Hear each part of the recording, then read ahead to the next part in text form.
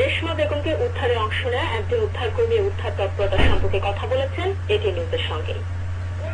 ভেতর থেকে একটা এসএসএফ পাইপ, ছোট্ট এতটুকু এসএসএফ পাইপ ঢুকায় এরকম নাড়া দিচ্ছে। নাড়া দেওয়ার পরে আমি আমার ভাইয়ের সাথে বললাম, এখানে মিডিয়া ভাইরা কয়েকজন ছিল, আমি বললাম স্যার এখানে লোক আছে অবশ্যই, কি নাড়া দিচ্ছে। আমি যে ওখানে লাঠিটা ধরছি পাইপটা ধরার পরে আমি ভাগ করে দেখছি, উনি বলছে স্যার আমাকে বাঁচান, স্যার আমাকে বাঁচান। আমি ওটা ভাগ করে দেখলাম, ঠিক আছে তুমি ঠিক আছো, কিছু খাইছো?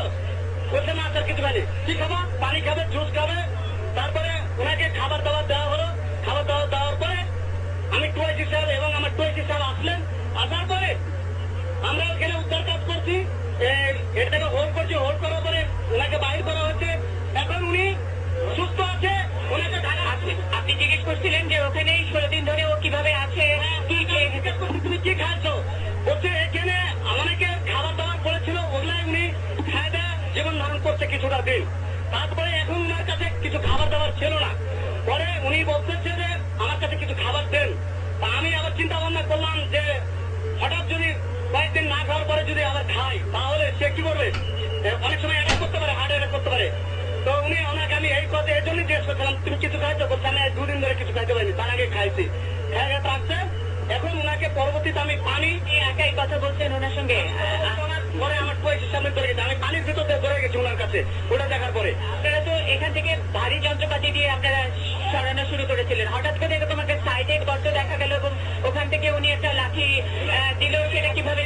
বিম চড়ানো আছে, বিমের এক সাইডে একটা ইয়ে আছে, কিন্তু পাইপটা 1/2 ইঞ্চি হবে। এই পাইপটা দেখায় ও নাড়া দিচ্ছে, এখানে নাড়া দিচ্ছে। তখন আমার ওখানে চোখ পড়ছে।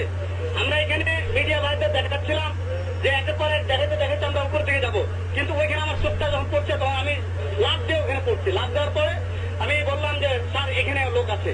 যা ওই পাইপটা ধরার পরে ওনাকে বলছি যে হ্যাঁ তোমাকে বাইর করা হবে। ওনাকে একটু দেখা গেছে, এতটুকু ফাঁক ছিল।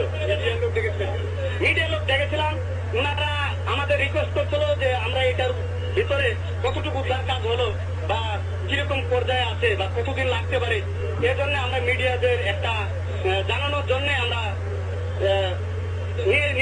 নিতে চাইছিলাম। কেননা যে অনেক এখানে বুঝতে পারছে আমাদের মাননীয় জেসি মহোদয়, মাননীয় প্রধানমন্ত্রী, এনারা আমরাও নিরলস প্রচেষ্টার মাধ্যমে এটা উদ্ধার করতে। ভিতরে আর কোন লোক আছে কিনা এগুলো কি কি জিজ্ঞেস করেছেন? আপনি তো অনেকক্ষণ কথা বলেছেন বলে, এবং আমরা দেখলাম মেয়েটা মোটামুটি সুস্থ, একেবারে সুস্থ। ওর জামা কাপড়ও পরা আছে, মানে মনে হচ্ছে যে একেবারে ফ্রেশ। মানে সেটা কিভাবে? হ্যাঁ সেটাই 16 দিন ধরে কিভাবে সম্ভব হলো, এবং সে 16 দিন ধরে তো এটার ভেতরে আছে, কিভাবে সম্ভব হলো সেটা তো মানে ধরেন ছিল না ওনাদের কাছে। হ্যাঁ মানে এটা তো একটা গার্মেন্টস ইন্ডাস্ট্রি, ড্রাই খাবার কিভাবে থাকবে এবং মাটির তলে একেবারে শেষ জায়গায় বিস্কুট পাই, টোস্ট বিস্কুট পাই। অনেক গার্মেন্টস কর্মী আছে, তারা অনেক গরিব, কিন্তু তারা ওই ড্রাই খাবার গুলা নিয়ে 2টা বিস্কিট খায়, 1 গ্লাস পানি খায় দুপুরে, এরকম ড্রাই খাবারও পাইছে। ড্রাই খাবার খায় উনি বলতেছে যে অনেক খাবার আমার পচে গেছে, এজন্য উনি অনেকগুলো খাইতে পারে না। ওনাকে আমি এই জিজ্ঞাসা করি এটা কোন ফ্লোরে ভাইয়া, আমি বলি যে এখানে ড্রাই খাবার থাকার কথা বললেন, এটা আসলে কোন ফ্লোর এবং কোন জায়গায় ড্রাই খাবার থাকার সম্ভাবনা আছে এটা তো আমরা বুঝতে পারছি না। এটা কোন ফ্লোর এবং কিভাবে সম্ভব হলো? এটা ছিল সে 2 নম্বর ফ্লোরে, সে 2 নম্বর ফ্লোরে ছিল।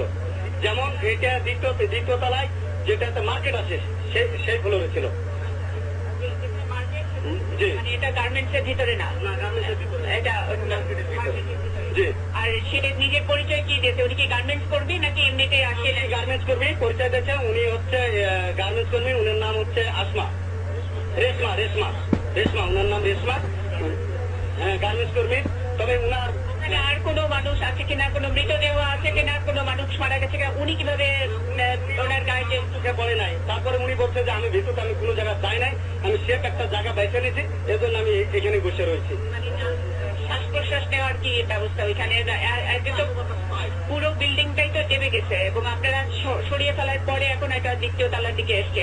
এই শ্বাস প্রশ্বাস নেওয়ার কি মানে অন্ধকারের মধ্যে কিভাবে সম্ভব? যেগুলো বিল্ডিং যাচ্ছে আমাদের আন্ডারগ্রাউন্ডের মাঝে সাইডে, যেখানে বিল্ডিংটা যাচ্ছে সেখানে হলো যে একটা বিমের উপরে একটা বিম বসে রয়েছে, কিন্তু যে 2 তলা এবং আন্ডারগ্রাউন্ডে এইগুলা অতটা ক্ষয়ক্ষতি হয়নি, যার কারণে আন্ডারগ্রাউন্ডে গাড়িগুলো অক্ষত অবস্থায় আছে এবং মার্কেটের অবস্থাটাও মানে ঘন ঘন পিলার থাকার কারণে সেটাও কিছুটা শেপে আছে। এই জন্য উনি এটা 2 তলা এবং আন্ডারগ্রাউন্ডের সাথে কিছুটা লিঙ্ক আছে, এই জন্য উনি এখানে বেঁচে থাকতে পারছে। এবং উনি যতটুকু পারছে বললো যে আমি ড্রাই খাবারটা একটু বেশি পাইছি, আর যেগুলো খাবার ছিল রসালো খাবার ছিল সেগুলো পচে গেছে বেশিরভাগই। তো প্রথম 2-1 দিন খেতে পারছে। হাঁটা চলা করার সুযোগ আছে, হাঁটা চলা করার সুযোগ আছে। আমরা যেখানে হোল্ড করলাম সেই জায়গাটাতে অনেক জায়গা আছে এবং হোল্ড করার সময় ওনাকে আমরা ডাইনে বামে সরাই দিচ্ছি। সরাই দেওয়ার পরে উনি নিজে নিজে হাঁটা আমাদের কাছে আসছে, আবার ভিতরে গেছে, আবার আসছে ভিতরে গেছে। কিন্তু ওইটা একটু ডাউন বিদায় আমাদের 3 ইঞ্জিনিয়ার ব্যাটালিয়নের 2 স্যার মেজর মজ্জেম উনি ভিতরে ঢুকে উনি আবার পাতলা বডি, এই কারণে ওটা হোল্ডে ঢুকতে সুবিধা হয়েছে। মেয়েটাও পাতলা বডি, আর তারপরে ধরেন যে 17 দিন ধরে না খেয়ে থাকে, তারপরে একটা স্বাভাবিক তার চিন্তা টেনশনে অনেকটা সে শুকায় গেছে। আর কেউ আছে বা কোনো মৃতদেহ আছে কিনা এরকম কোনো এই করবো না, আমরা নিচ থেকে এখন ওটাকে আরো বড় হোল্ড করে ভিতরে যতটুকু যাওয়া যায় সেটা আমরা সম্ভব যতটুকু চেষ্টা করে আমরা ওটা আর কি উদ্ধার করার চিন্তা ভাবনা করবো। 17 দিন